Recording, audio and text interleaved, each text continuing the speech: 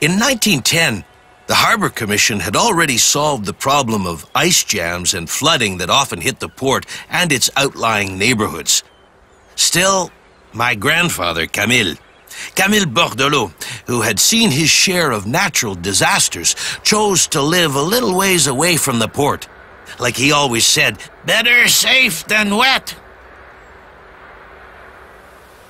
It's a bit of a paradox because for a long time, the St. Lawrence River actually worked against the port's development because it was caught between the strong Sainte Marie current downstream and the Lachine Rapids upstream. Geographically speaking, it was a rather difficult location since it actually increased the impact of the spring ice jams. Imagine ice piled up 15 meters high and bowling over buildings under its weight.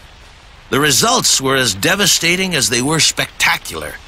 And Montrealers, rich and poor, would come down to the port to gawk at the destruction.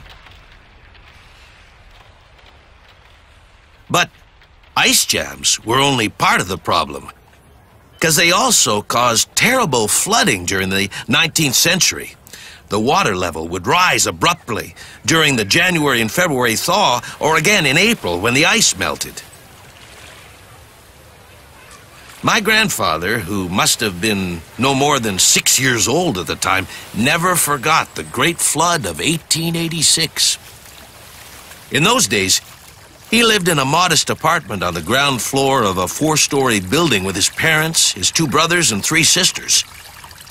According to family lore, the water rose so quickly that he woke up in the street, floating on his bed in front of the family home.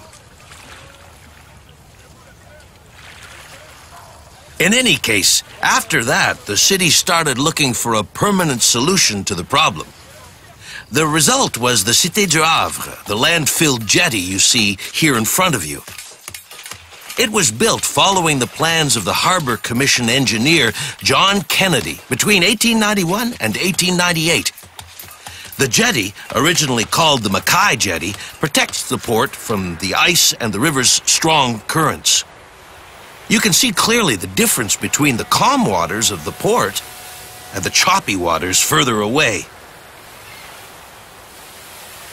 Okay, I'll see you on the Jacques Cartier Quay on the other side of the footbridge to talk about the evolution of the port's installations.